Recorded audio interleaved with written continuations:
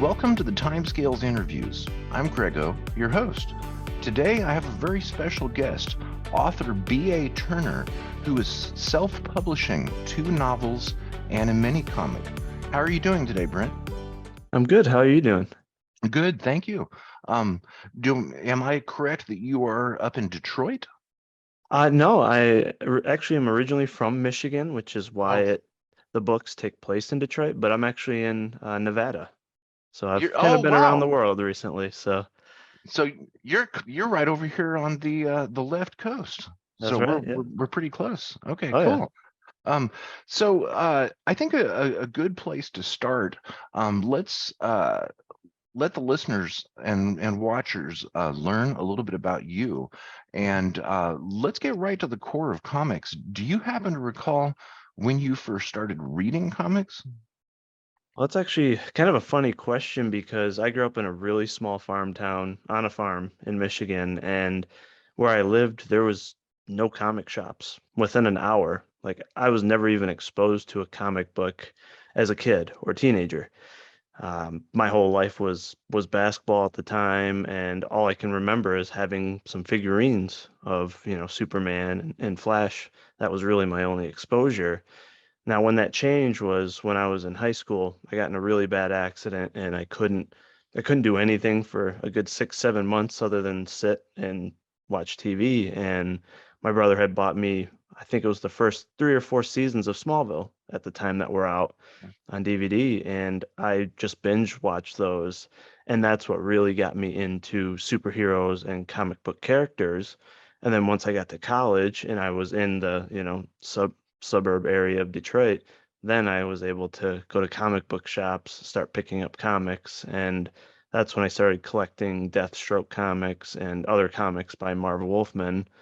And, once I got a couple years into college, that's when the comic book movies started coming out in mass. And I got really, really into a particular group of superhero films. And those are what really, really inspired me and got me attached to comic books themselves.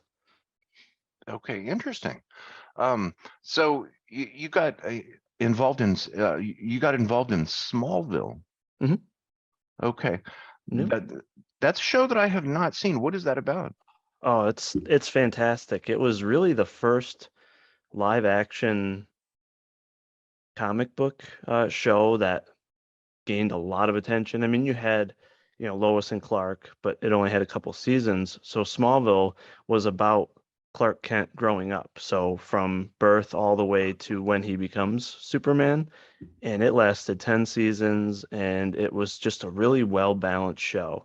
Had a great cast, and it just had that really good balance of grit and darkness, but also lightness and optimism and escapism. So it was a great show for adults, for teens, for college kids. It was just a really, really great show. And at the time, the like CGI and graphics that they did were really astounding, for back in what was it, like 2004 when it came out. So it really kind of revolutionized live action comic book TV series because after that you had a ton of shows like The Flash, Arrow, and Gotham, etc. all come out. But that was like the first leading one that started that phenomenon. Okay, that Yeah. sounds really cool. I'm gonna have to check that out. I actually am familiar with it. I may have watched a couple of episodes. Now, is that canon Superman? It's pretty close. I mean, all the backstory to Clark Kent, they hit it pretty spot on to comics. Now, the tricky thing with comics is there's so many different adaptations by so many different writers that it's kind of hard to say it's canon because it's pulling from so many different adaptations. But I think it did a really good job at just displaying the core values and the core abilities of Superman or Clark Kent at the time, and really focusing on the heroic side of things and the development, the character development of Clark Kent and how he becomes Superman. And no other show has or movie has done that. Usually it's maybe 15 minutes of a movie or something where it's just a quick backstory. This was a full blown character development of Clark Kent, which was amazing to see, and no one else has done it since then. So, Okay.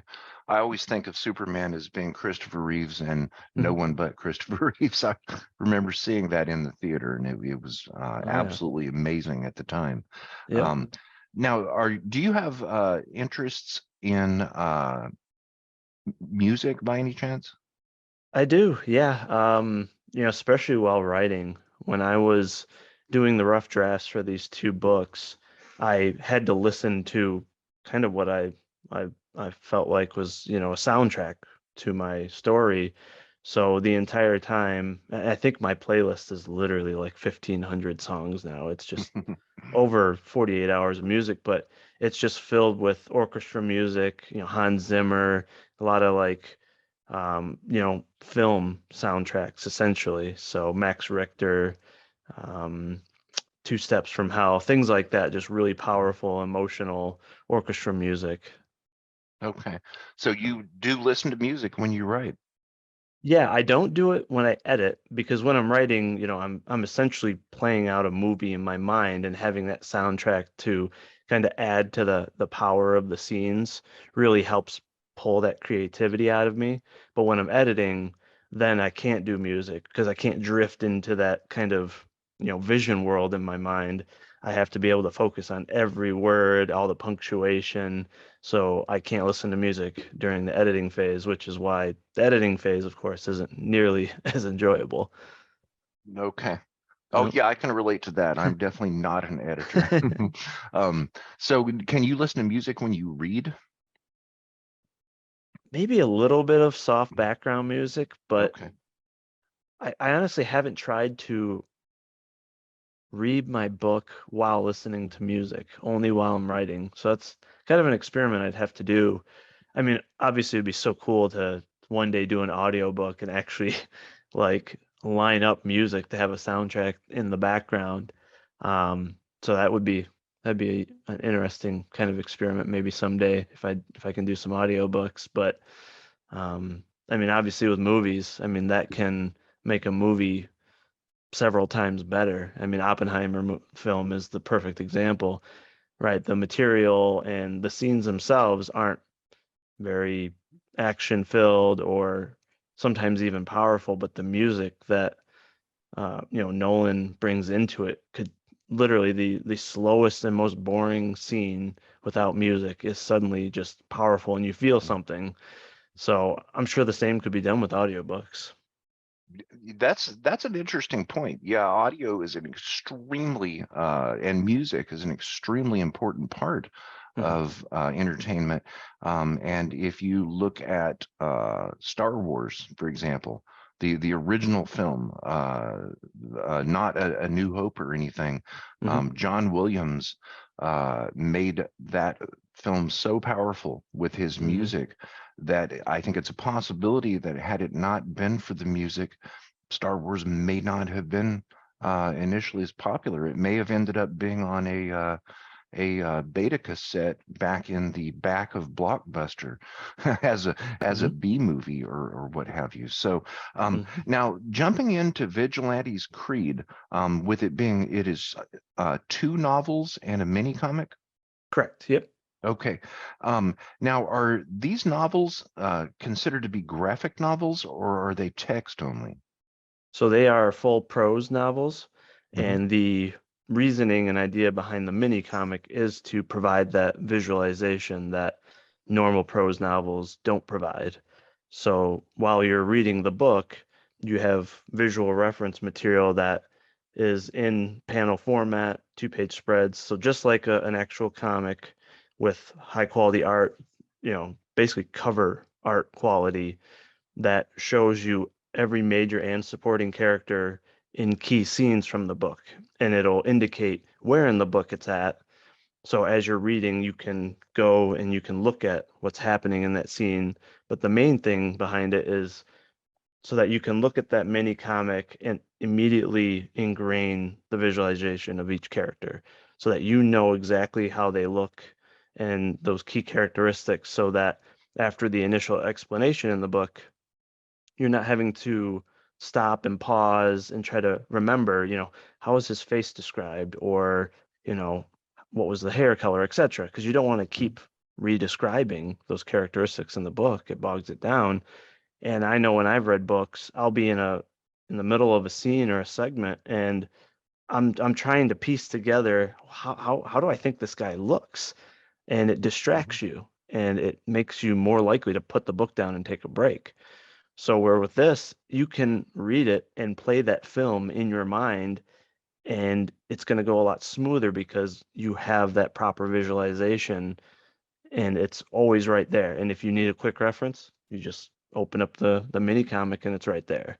So that's kind of the idea behind it, is to attract the comic book and graphic novel readers with that art, but for the novel readers, provide something much more immersive and unique compared to just a book with maybe some cover art that shows some of the characters. The focus on this is so that, you can actually focus on the scenes, the details behind the action versus trying to visualize the characters and the scenes. Okay. Mm. Perfect. That sounds like an excellent way of doing it. Um, Now you have one novel that's already been published, which is called Blood and Stone, and Mhm. I'm wondering how long did it take to write this, and approximately how many words is it? So both of them I did. So initially I wrote it as one book Hmm. and it ended up being over 650 pages long. And I'm like, well, I gotta split it into two books, just because it's very hard to get people to commit to buying such a big book. Hmm. So I'm like, I'm gonna make this a series. I have plans for more books. So I did it over a course of 5 years. I wrote those two, and then I did editing for about 2 years after the fact. And then now I'm obviously getting all the art and doing the crowdfunding campaign. So there's authors out there that will write a book every year or 2 years with different genres or ideas, but I'm the type that, like, I'm so obsessed with this storyline and these characters. I wanted to make the most out of it. So I really took the time to do research on like the neuroscience part of the book, the biblical lore, supernatural lore, etc., that I really spent a lot of time building the world and the characters. And I want it to be a very long-term project, not just, oh, you get a book or two and then poof, this universe, these characters are gone. No, I want to drag it out, several books and full comic issues. So, and on the Amazon part of it, the first book, I wasn't even on Twitter until about a year ago. I had just done research on self-publishing. I initially did submit to literary agents and publishers, and I did get full manuscript requests, but they really wanted to change your characters. They wanted to get rid of tropes, and they have certain kind of boxes they want the writers or the story characters to check. And for me, my story is just too important to me to change. I guess based on one person's opinion, right? You know, it'd be different if the masses read your book and you got mass feedback, but this is just one person that wants you to make all these changes. And so I decided to self-publish, and I did put the first book on Amazon for about a year. And that's, when I realized like Amazon is basically taking almost all the price that you're putting on there. It's not going to help me fund future books or future projects. And they've just kind of flooded the indie scene. There's just thousands of writers on there. And right after I published it, I tried to just Amazon search my own book. I couldn't even find it, the exact title. And there's unrelated books with different titles popping up first. I put in my author name, and there's other authors with different names popping up. You have to go through several pages to get to the book, and I'm like, yeah, they're not going to do anything to help you. It's Hmm. pay to play. Uh, and so unless you pay for the marketing on Amazon, I mean, your only bet is Twitter, Facebook, and all that. And at that point, I'm like, I might as well crowdfund. I might as well make something unique about it, and then maybe down the line toss it on Amazon. But I honestly would rather just have my own website and sell direct to people, you know. Um, so that's about a month ago. I pulled it off Amazon, and now I'm doing the crowdfunder. And that first book has been revamped. It obviously has the mini comic, and it has a completely different book size, format, and a fantastic wraparound cover that fits the story better. So during that time period, I just again I did more research. I saw what other creators were doing, and that's where I'm like, okay, I got to get higher quality art that fits the story, something that'll draw people in. And so I just learned from those initial mistakes slash experiences, and I'm here now. So Okay. All right. Cool. You have a really good voice. I'm wondering, have you considered doing an audio reading of your novels? I definitely want to have audiobooks done. I Hmm. don't know. I, I mean, I guess I've thought of the idea of doing it myself, and I may experiment with that, but I'm not sure yet. Okay. So, All right. yeah. Yeah, I enjoy listening to audiobooks that are read by their authors. Hmm. I find those to be quite enjoyable. Um, Yeah. could you tell us a little bit about the stories? Yeah, so essentially it's about a man named Slade Allen who becomes metaphysically bound to a divine grimoire. And this happens as a result of him sacrificing his life for a woman who is being attacked in downtown Detroit. Now, he ends up being bound to that grimoire because that grimoire sensed that, a man is being unjustly taken from this world before his time is supposed to be up. And that ritual tied to that grimoire turns him into a gargoyle every night at the strike of midnight. And initially, he's fueled by vengeance. He's trying to figure out who is this man that attacked this woman and myself, and why. And what he discovers is this was no ordinary man. He essentially was a super soldier, because when he's neutralizing this guy, he just has unnatural strength. You can tell he's not even feeling pain or fear. He just kind of felt like a machine in flesh. And he finds out that there's all this corruption going on in the city of Detroit with the police force. And as he's researching and investigating the police force during the day, at night he is trying to track down criminals tied to, these corrupt events. And he eventually teams up with some other individuals that are being affected by said corruption, and they find out it's not just the police force. There's one megalomaniac that's pulling the strings behind the city, and he's unearthed a Nazi-era mind control serum. And that serum allows him to enter the subconscious of his subjects to bend their minds to his will so that he can convince them, you cannot feel any pain, any fear. You must do what I say, regardless of the logic. And if they undergo enough of those treatments, they become that perfect drone. And that's where it becomes kind of a more of a Lovecraftian style story with that eerie psychological torture and manipulation. And so ultimately the story is about that gargoyle and that team of vigilantes going to war with that antagonist Incubus and his team of super soldiers to save the city before he creates too many of those super soldiers and he spreads that influence beyond the city of Detroit. So it's this large setup of this massive war with, obviously traps being set by the antagonist Incubus and this team of vigilantes trying to figure out how can they, break down these super soldiers, how can they possibly reverse the effects of the serum, and how can they try to infiltrate the fortress that he's built in Detroit to capture, this villain.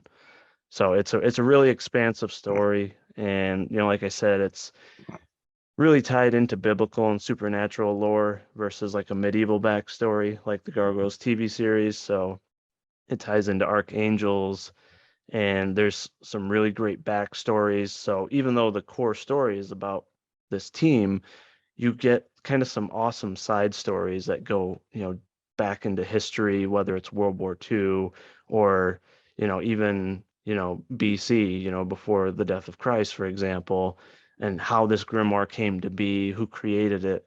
So it was a blast to write. It it sounds absolutely awesome. I mean, you're making me want to read this now. So uh, can can people order the first book now? Yeah, so actually with the Indiegogo campaign, I'm doing something a bit unique. A lot of people will, especially for like comics, they'll get a couple pages of art done. They'll do the crowdfunder, which provides them the funds to then finish the book. Hmm. Same with novels. And so you may get that book 6 months or a year later. Hmm. So I've 100% completed these books. I already have samples in hand, as you can see Oh, here. nice. And the mini comic is going to be complete before the campaign ends at the end of September. So what that means is if you order now, you're going to get your book, your both books in the mini comic and any other things that you bought from the campaign in October. So within 2 months, 2.5 months, you'll have everything and you'll be able to read it right away.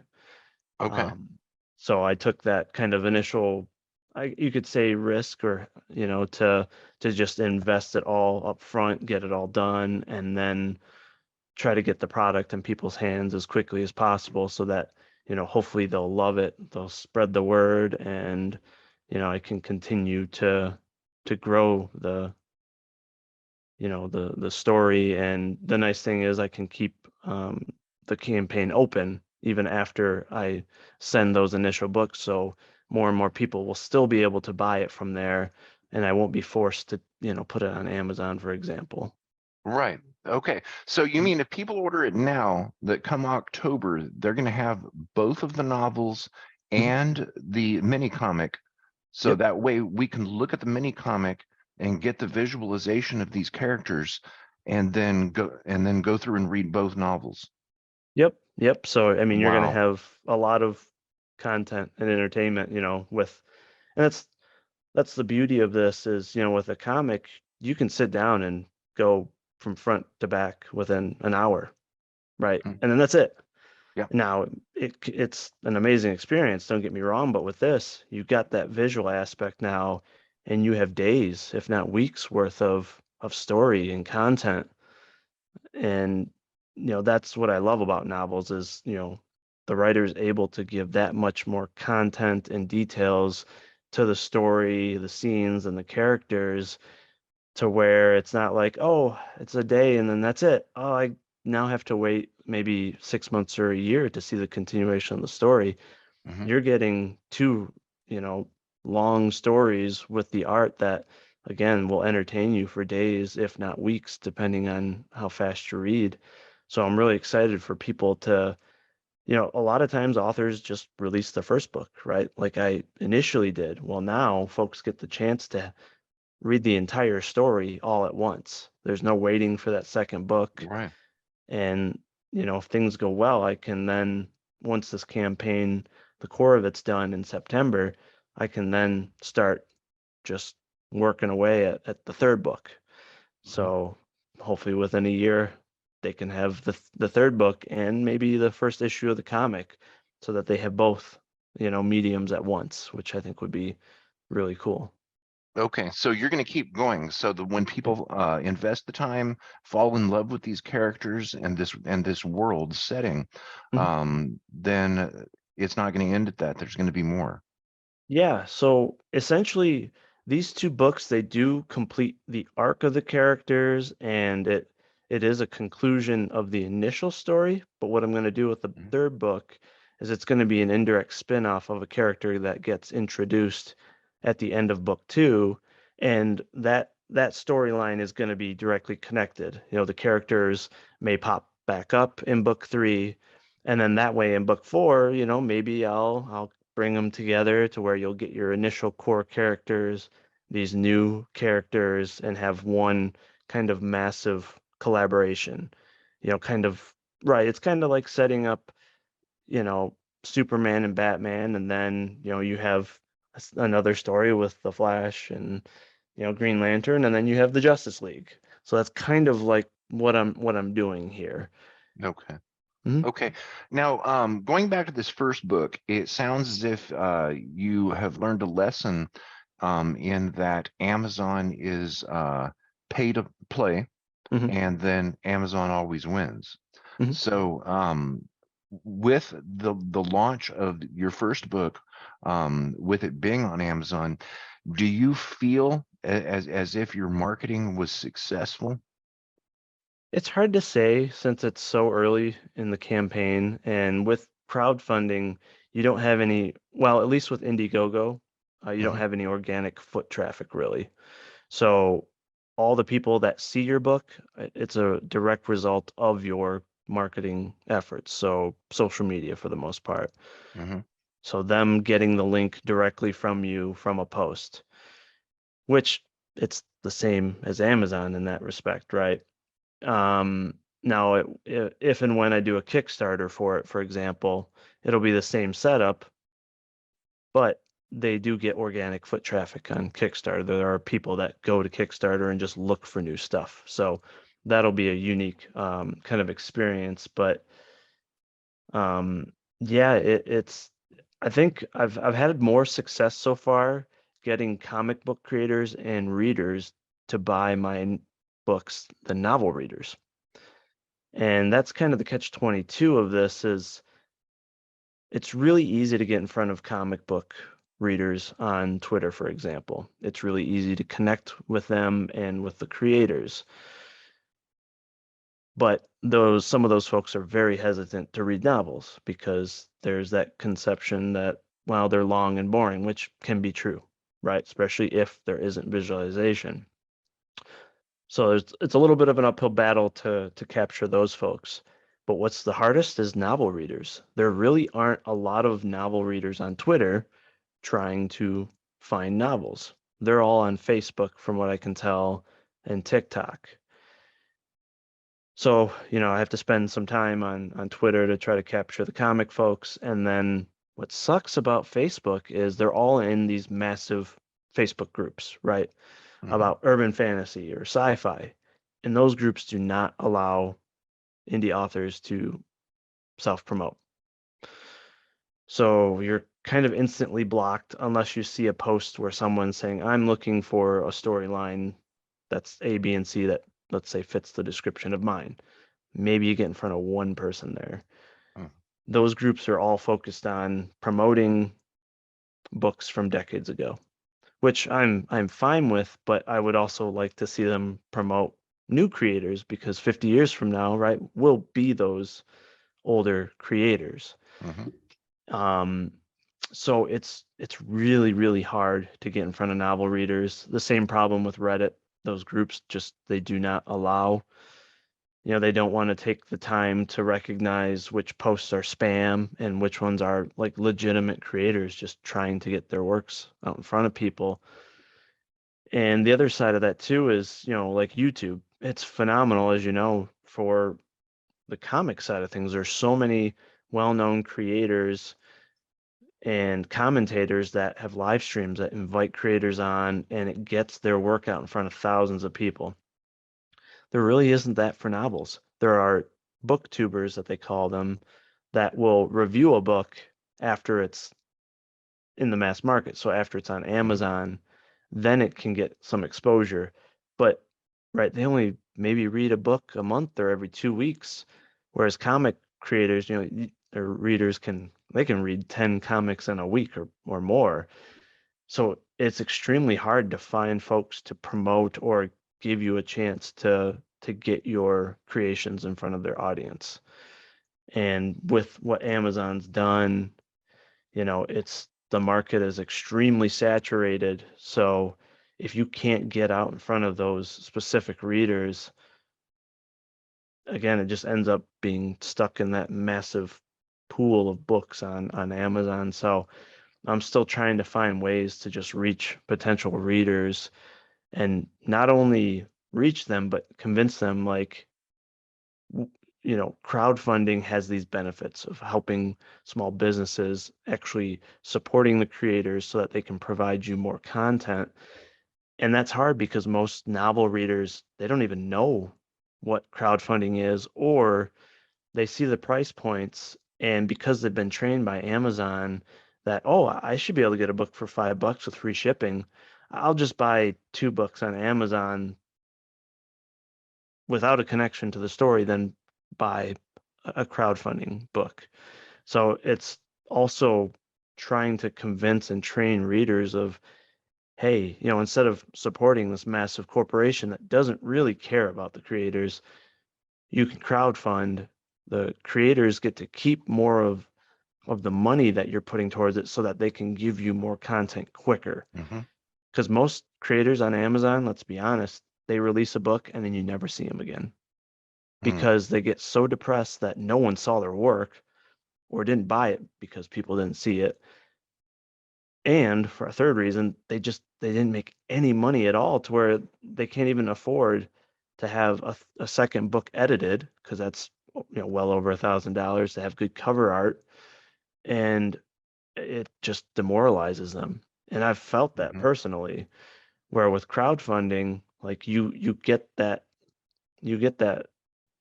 sense of fulfillment when someone is willing to invest in your product before it can even ship, right? You can Hmm. really feel that they really want to read your book.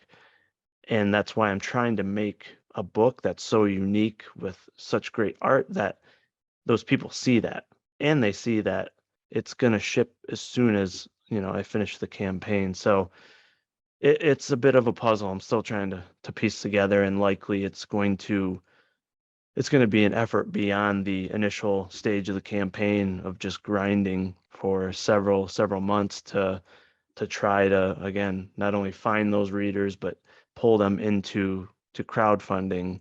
So it's an experience, that's for sure. Okay, wow. Very interesting. I want to get back to this marketing, but you just mentioned something with the cover art, editing the cover art. Um, how did you find your cover artist? So initially it was, the main reason was just getting a Twitter account. Twitter is kind of the main hangout for indie comic creators.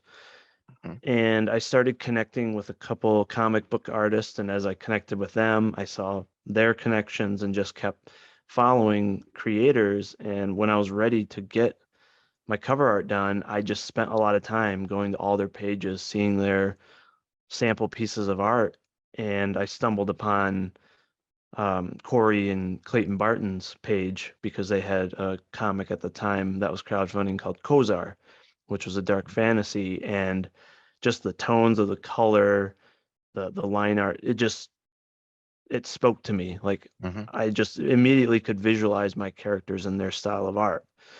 And I reached out to them, and Corey was able to take on the project fully. So not only do the line art, but do the inking and the coloring. And there's very few guys that do all three. And as soon as he did that first cover art, I was just like, I got to get more. Like I'm not ready to invest in a full comic because then you're talking possibly tens of thousands of dollars of investment. And so I'm like, I'm gonna try to do this mini comic and marry it with these novels. And from there, it was just as soon as people saw the art, just more people got attracted to my page and to more art, and it just kind of grew. And I went from, I think at the time I had maybe 300 followers a year ago to now having almost 1,600. Mhm. So it that's where getting cover art can be the best marketing tool possible. Now, imagine if there was a Twitter filled with novel readers that could see that cover art, then novel writers would be swimming in book sales. It's just right now there's no good way that I found to do that.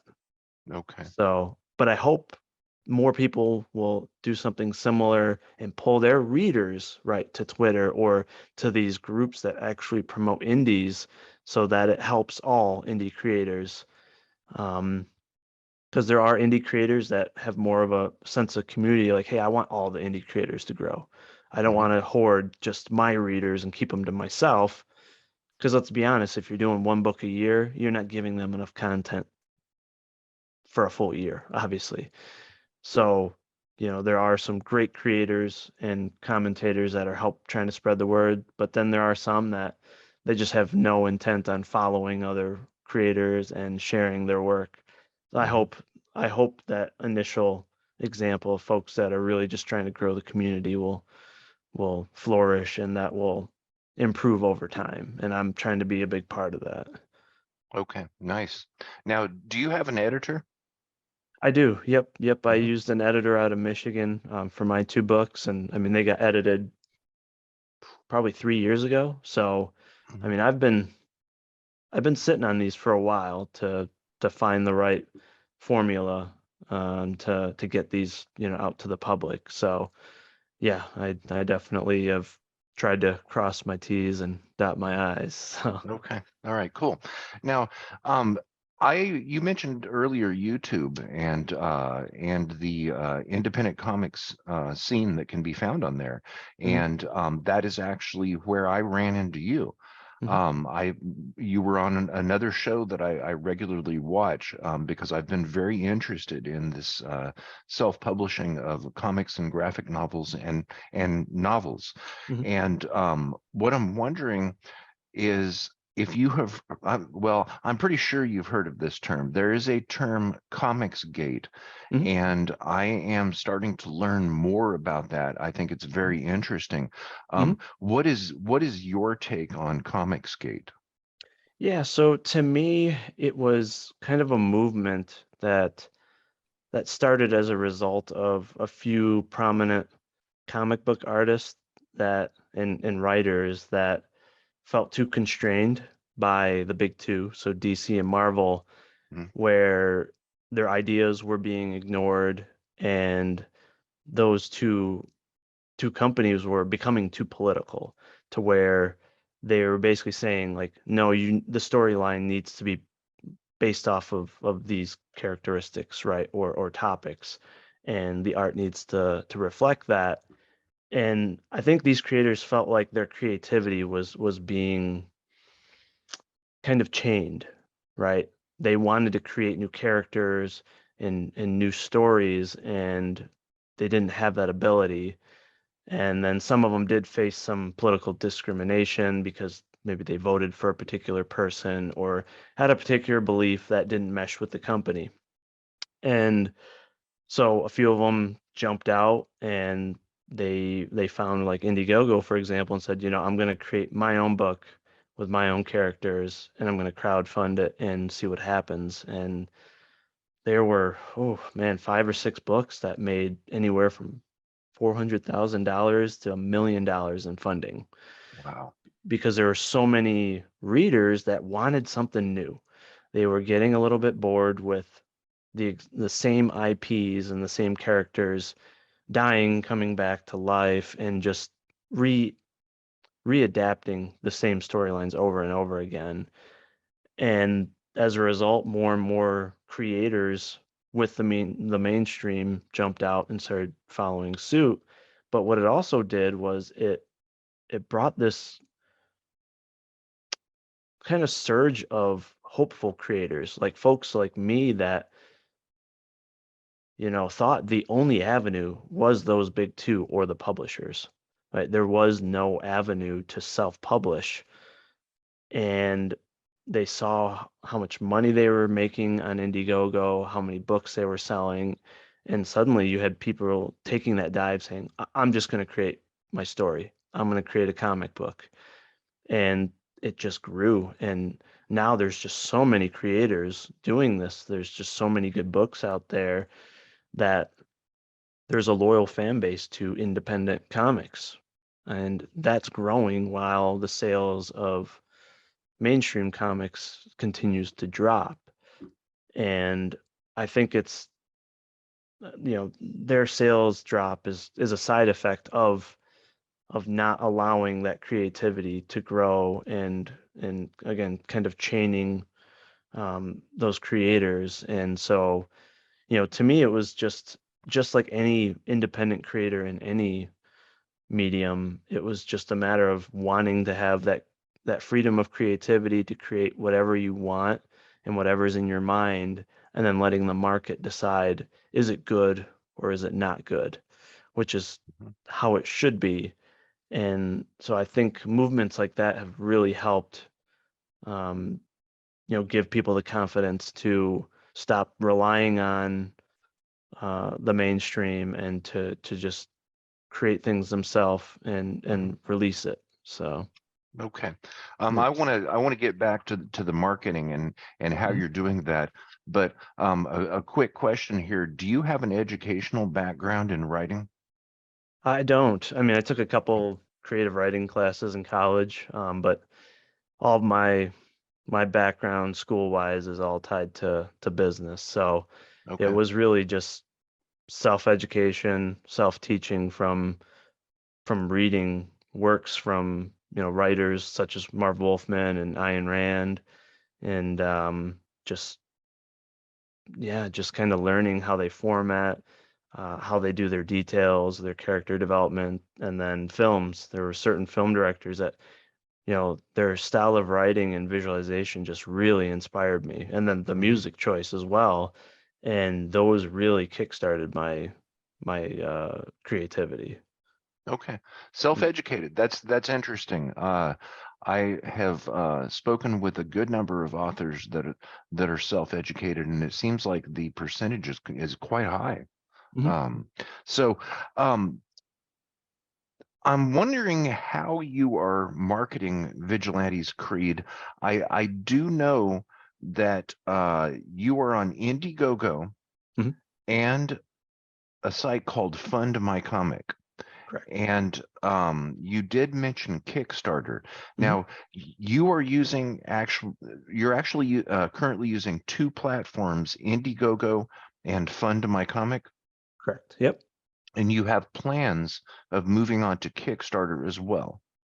Yeah, once these two campaigns, like the core um, part of it ends, and I have all the books shipped from these campaigns, I will likely open up a Kickstarter just to see what organic customers come directly out of that. Because at that point, Mhm. I've probably exhausted my direct kind of line of connections. But maybe some stragglers that couldn't afford it at the time, they may end up going over to Kickstarter. But I'm curious just to see if I focus on Kickstarter, Reddit groups, and Facebook groups, and just the natural traffic, what comes out of it.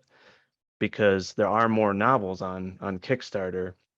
However, most of the folks in the CG area and some of the indie comic groups, they focus solely on Indiegogo, as do their Hmm. customers. So I wanted to focus on that fan base first since I was more directly connected. And then after that, do Kickstarter just to see, can I attract folks from that I didn't have any connection to previously. So Okay.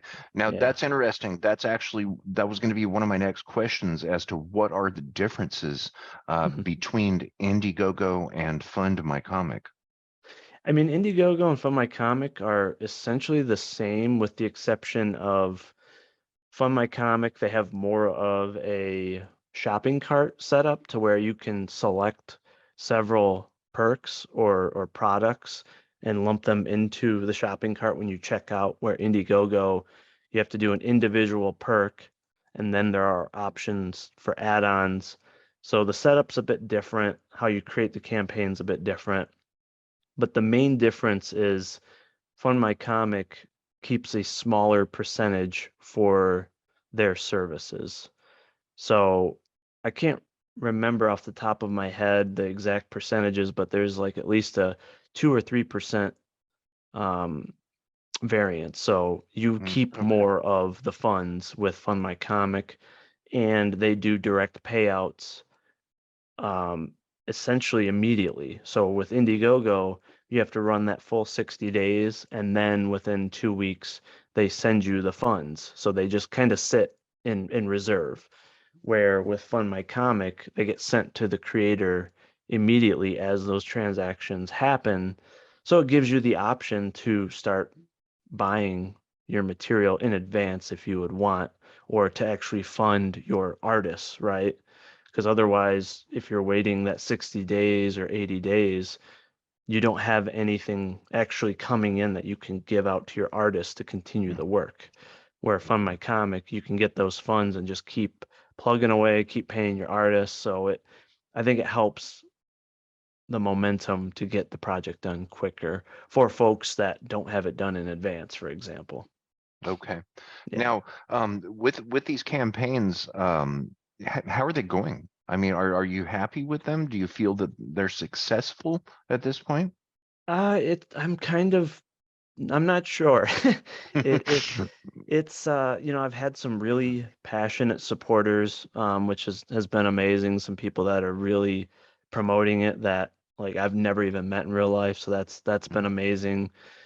Um, I had a pretty good opening night and second night, but now I kind of feel like I'm kind of stuck in purgatory to where again I've hit this wall on how to get it out in front of novel readers. I know if I could get this in front of hundreds or thousands of novel readers, it would be taking off much, much quicker. But right now, the only people that are seeing it are comic book readers. So I do feel successful in the sense that I've gotten a lot of comic folks to actually buy novels, which is a huge challenge. So the fact that I've done that means that that art and those characters have resonated with them. So now it's just how do I get in front of those novel readers? And it may just take time, to find more and more. So it's yeah, I think I just have to have more of a long game strategy right now. And what happens in the first 60 days happens. Regardless, everyone's going to get their products right away in October.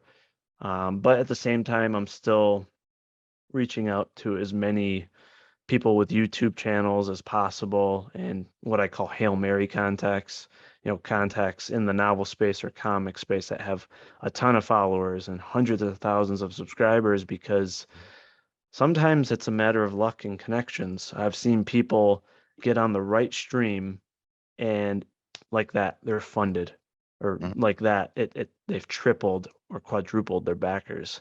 Right. So I'm just doing everything I can to reach out to everybody and see if something sticks on the wall. If it doesn't, maybe it'll stick on the wall in 2 to 3 months. But if you don't take a swing, you won't get a hit. So I'm Yeah. just swinging. I'm trying different tactics to market. I'm trying to now start clipping portions of my interviews so that there's more content out there.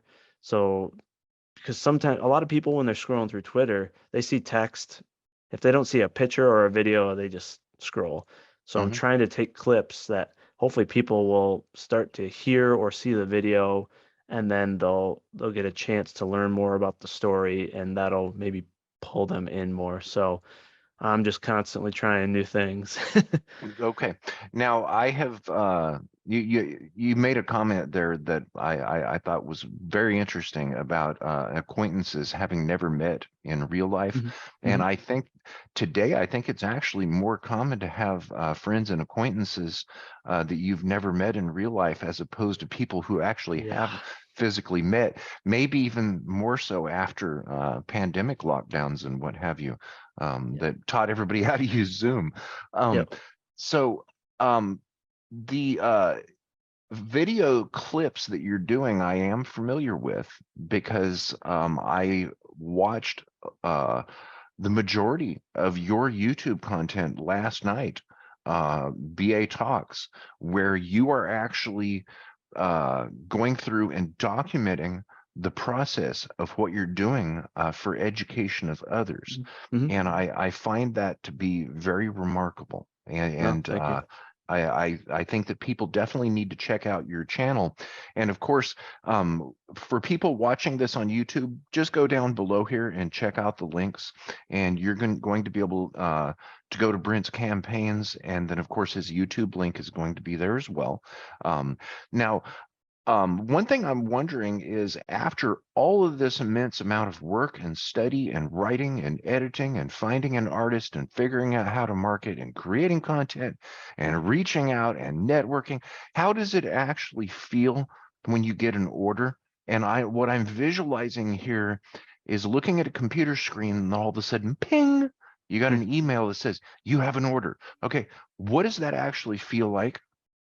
I mean, it feels great because you'll have days where you don't get any backers, and I mean, naturally as a human, you start to get a little bit of, you get a little demoralized, and your optimism starts to wane a bit, and then poof, somebody backs it, and then it just gives you that boost to just keep going, to keep trying new things, and it's just this constant kind of wave, at least when you're, a new creator like me that's, kind of unknown. Now, it's obviously different for folks that, they're getting that ping all the time. Me, Mhm. I get a ping and I got an email, and then it's like, it's a spam email.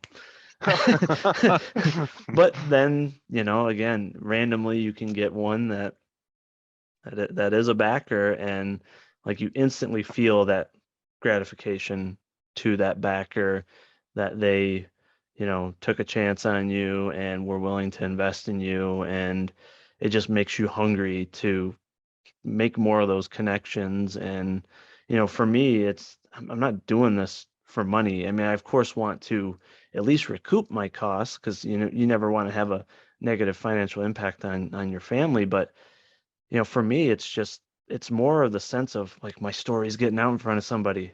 Like Mhm. someone is going to experience, these characters, the story, and the story has a lot of insight into my own life. And, you know, I really want, this story, it happened as a result of just being in a really dark period in my life. And that's what pushed me into actually starting to write the story. And as I was writing it, one of my biggest motivations was, I would love for this story to inspire others or to help them through a dark time in their life.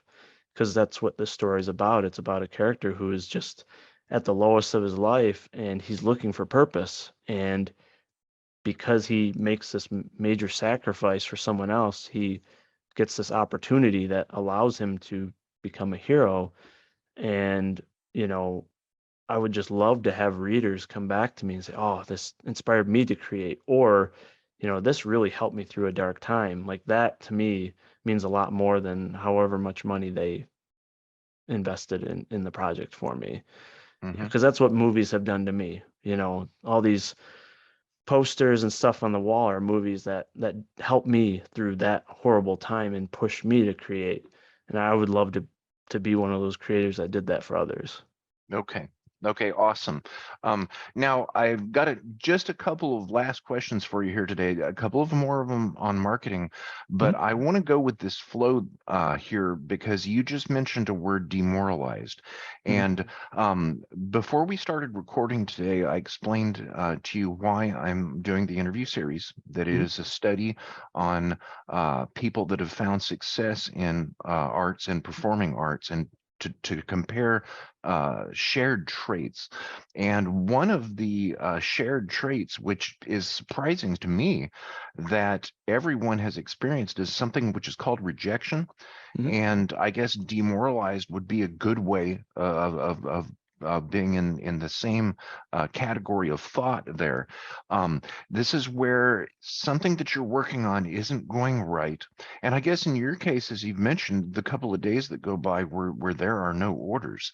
Now, how do you deal with this? Do you take it as a blow, or do you take it as a learning experience? How do you deal with rejection or the downtimes when things aren't going like what you planned? Yeah, it's kind of a mixture. I mean, you kind of do feel like you're kind of being punched when, you know, you you're getting it out in front of people, and for some reason, like it's not pulling them in, and you just don't know why, right?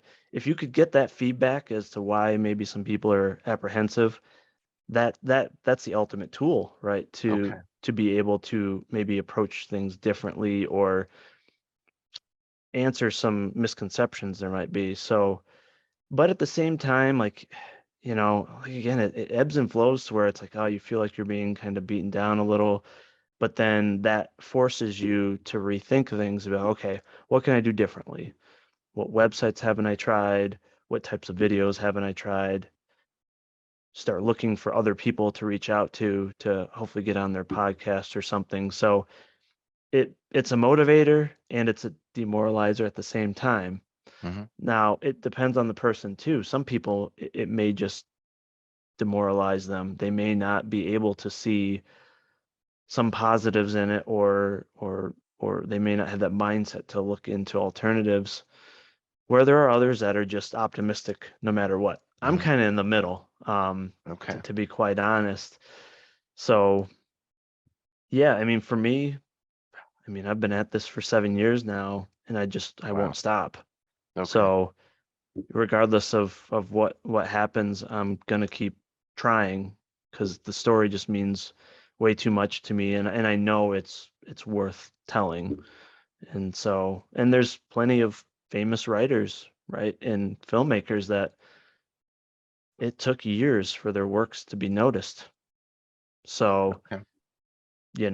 for folks out there that at first may not get a lot of traction, you got to think of, I mean, even J.K. Rowling, I think even Tolkien, there's so many creators that they suffered the first couple of years. They couldn't get published or just people weren't resonating. I mean, there's creators that their works don't get famous or well known until they Till have after. passed. Yes. Yeah. And so I'm just working as hard to make sure that that doesn't happen. Okay. All I, right. I want it to be known, while I'm still here and where my Hmm. kid can be proud of it. Right. Yep. Okay. All right. So we're going to wrap up here, but two things I was wondering, and I didn't ask about marketing. Have you considered platforms like Etsy and eBay?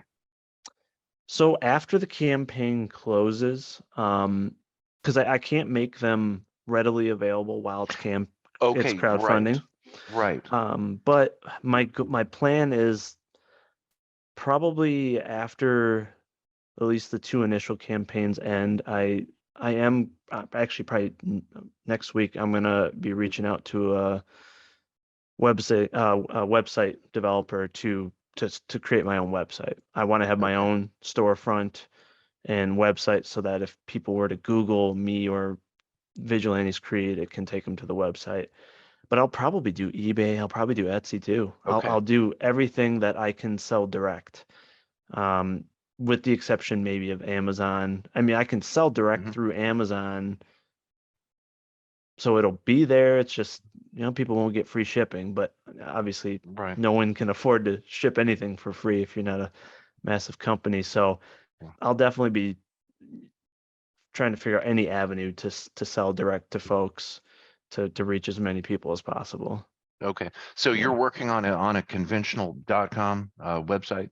Yeah, Yep. yeah. Okay. I've figured out a developer yesterday from a mutual connection, and I'm gonna reach out to him next week and just try to, get a quote. And, I want to make that happen so that, once these campaigns end, there is an actual site for me and my product and, another option or path to organically find people through Google or anywhere.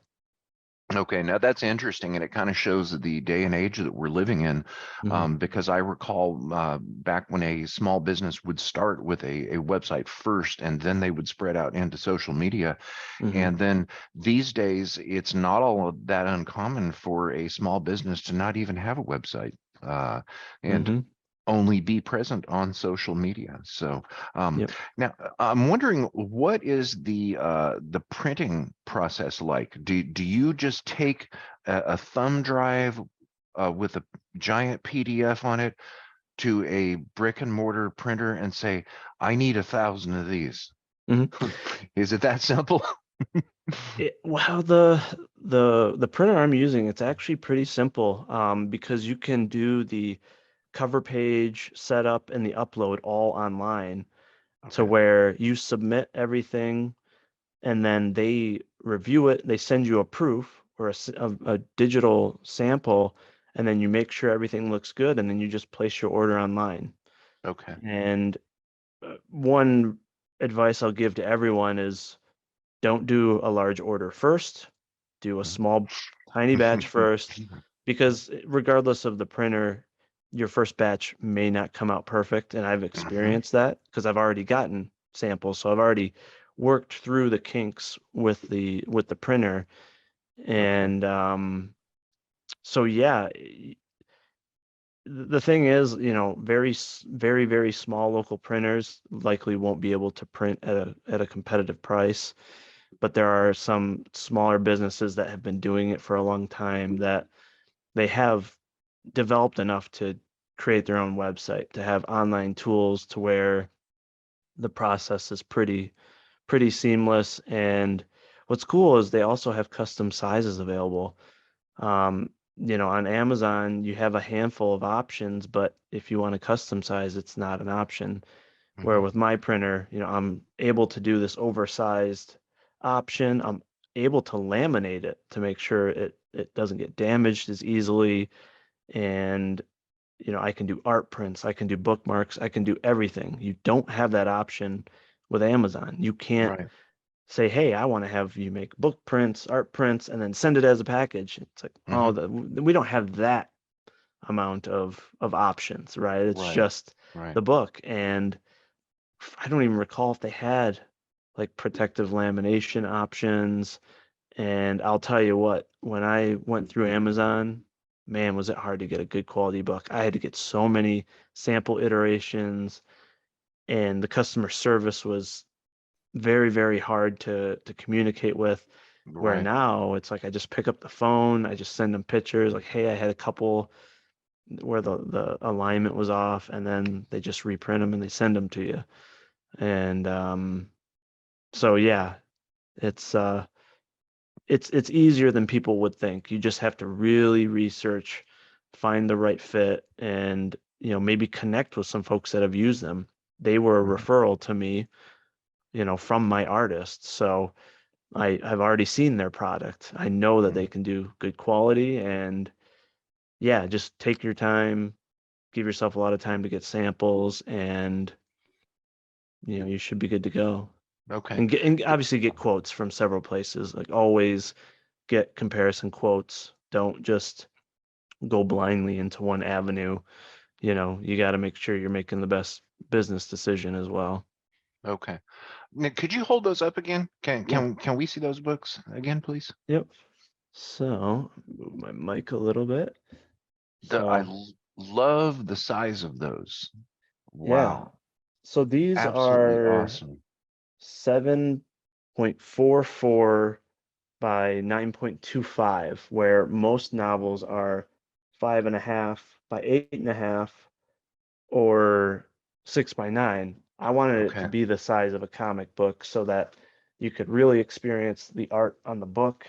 And because of those small, thick books, like you're jamming Mhm. your thumb in the middle, you're damaging Yeah. the spine. These, Yes.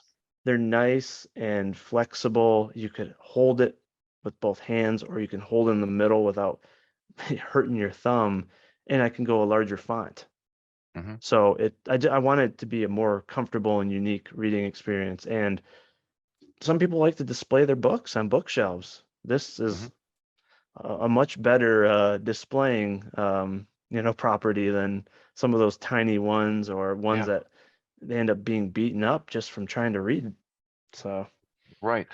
I'm with you on that. The smaller novels, they tend to, after an hour or so, they start causing my hands to cramp, and yeah, then I'm slightly visually impaired, so smaller print is something that I really have trouble with. hmm, Is your font size in these books, or what font size are you using? I gotta double check, but I think I went 12 or 14. I may have went Okay. 14 where like when I did it through Amazon, I think I had 10, 10.5. And Hmm. I think a lot of them are smaller than 12. So yeah, Okay.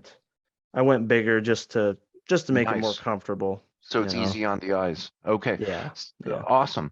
I am very much looking forward to getting mine. Um, Awesome.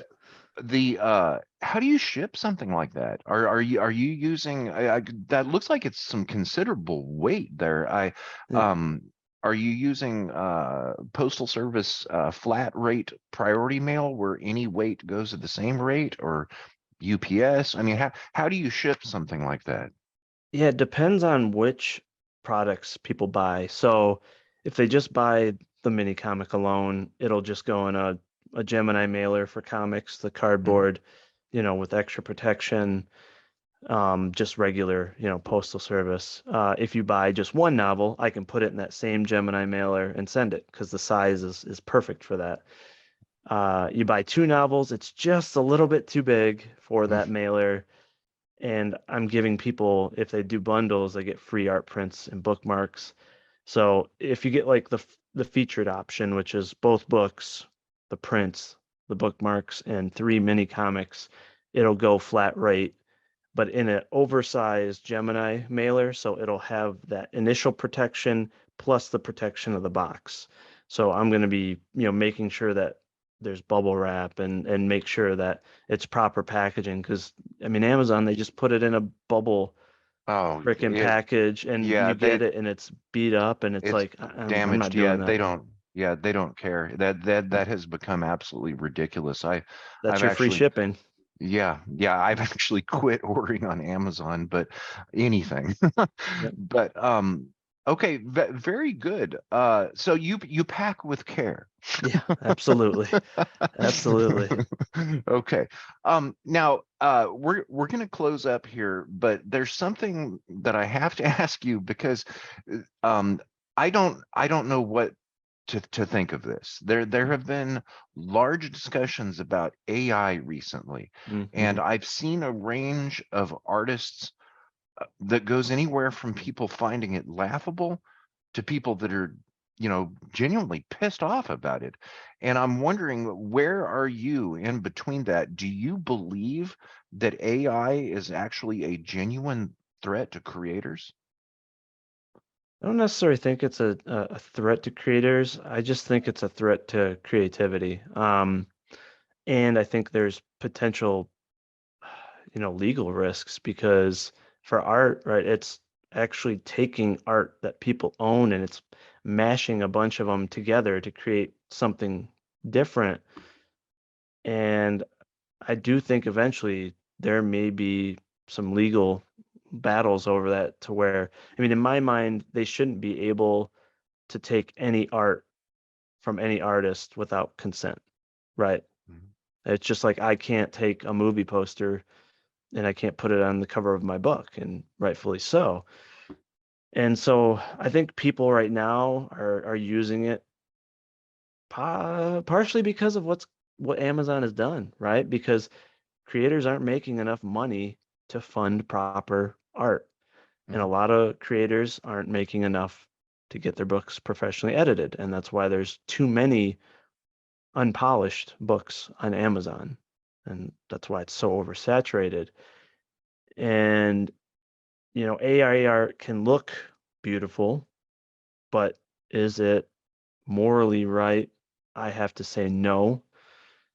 And I do think it's too much of an easy way out. If I see an author use AI art, I have to instantly feel like I can't buy it because to me a creator is not going to take shortcuts. If they think that their story is amazing, they're going to be fully invested into it, which means maybe they're going to wait 6 months to release it so they can save up and have a real creator create art for them. Mhm. Um, and I've seen people crowdfund for tens of thousands of dollars while using AI art, which I think is, What? yeah, which I do not think is right. If you're having people invest in you, you should be taking a portion of that to support another indie artist to create your art. So there's that, and I just believe in supporting small businesses and creators, right? Yep. I don't want to use some AI generator when you can get really good art from comic creators at a very reasonable price.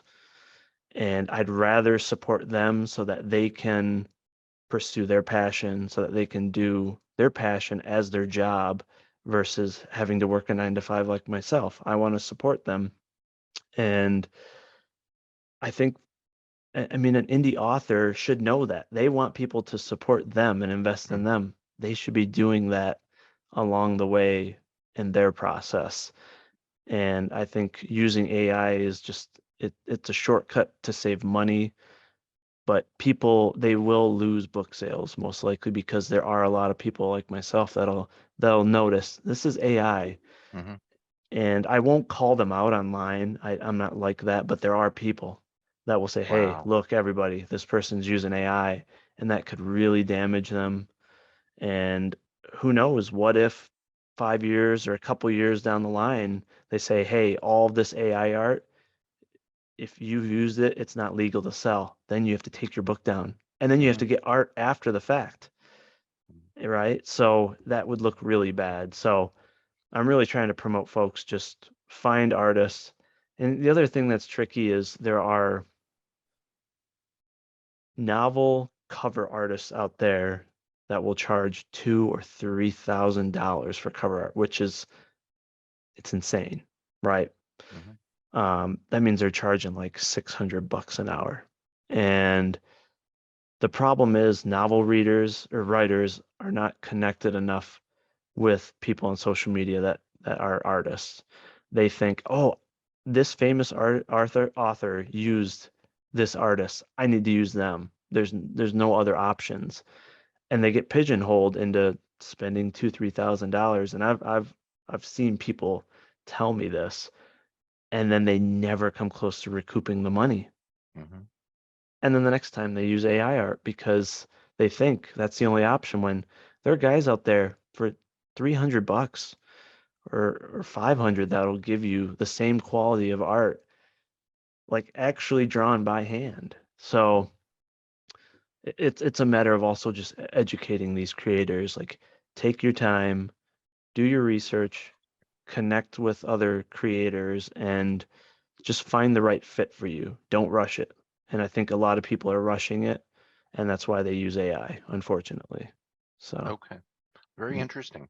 Now, I like your stance on small business mm, because you are a small business, and really nothing is more American than that. I mhm, think that is absolutely wonderful, and I like your stance on networking, uh, and reaching out and supporting other small businesses in the process. mhm. That's remarkable, Brent. That's really awesome. Thank you. Um, yeah. Now, for anyone, young or old, that may be looking at this that has dreams or goals, somebody that is aspiring to do the same as you're doing or Mhm, something similar, somebody that has perhaps already written a novel, or mhm. they're halfway through their novel, or they're just starting their novel, and they want to be self-published, someone that will look at this in the future. You said that some artists are not even recognized until after they pass away. Okay, there's a chance that this video could still be online uh, for a long time. Mm. And what is the best piece of advice that you could give to someone who is looking to you to emulate your success? I mean, just try. Don't give up. I mean, the first step is to just start writing, right? Don't think you have to read a certain amount of books or certain books before you write anything. Just write and read at the same time and just educate yourself and, just be patient, right? It might take you 5+ years to write a book, but if you do it the right way, you do your studying, you do your research, it'll pay off eventually. And if you go through periods where you feel like you're going unnoticed or you feel demoralized, as we talked about, just use it as an opportunity to brainstorm, do more research, and just don't give up. Even the days you feel like giving up, because we all feel that, just keep on trucking and you know, just keep being motivated to to succeed like those that you admire and that you look up to, because there's a good chance at some time in those folks' life they went through the same thing. And if they would have given up, you would have never have read that book that inspired you. You would have never have watched those films that inspired you. So Hmm. because they didn't give up, you now are inspired. And Okay. don't break that chain by giving up. Okay. Now, in this process, have you had friends or support around you? Anybody that has served as a mentor that said, "Hey, you're good at this, and you need to do this"? Yeah, it's it's funny. I actually didn't tell anyone I was writing. Oh, Other really? than other than my wife, there was like one person I told. Like I kept this very close to my chest for, until I released the book or the cover art. And, since it I'm a brand new creator, there haven't been many people that have read it yet. So I'm Okay. still very thirsty for that feedback, but I didn't give it to anyone that I knew to read it to get Okay. feedback. So Okay. it's the natural introvert, I guess, that I am. So Okay. Have you found any reviews online? yeah, I actually, Yeah. when I had it on Amazon, I had really good reviews. I did have Nice. one close friend that I grew up with that read it and just, she was inspired by it and said that she was going through a really hard time with her family and it helped her get through it. It gave her a different kind of outlook on the situation because the situation was, similar to one of the aspects of the book. So like that's exactly what I'm hoping for right there. So um but yeah, all the input, from the initial release was really good. And now that again I've fine-tuned it and I have this art and this mini comic, I'm really hopeful that I'm gonna get those reactions tenfold. So Okay. Okay. Awesome. Well, thank you for sharing today. oh Absolutely, yeah. absolutely wonderful. Was there anything I did not ask that you wished I had? No, no, No. this was a great, Every, great format and it was very, very comfortable and enjoyable. So thank you. oh, thank you. That's very kind of you. Where do you like to be found online? Well, you can find me on Twitter if you just type in BA Turner underscore VC. You can also find me on Facebook in the same manner and on YouTube. So Mhm. just search BA Turner. You'll find me on any of those sites. And then obviously on Indiegogo.com and fundmycomic.com, just search Vigilantes Creed and you'll find myself on there. And there's links to my socials on there as well. Okay, very good. Folks that have watched or listened to this, thank Mr. Turner for his time and go out and check out his current campaigns. If you're watching on YouTube, all of the links just mentioned are going to be right down below. And find out his works and look into them, and you may just very well find something that you will love. Brent, thanks a lot. This has been a really fun conversation. Yeah, likewise. Thank you, sir. Okay. Have a nice afternoon. You too. Okay.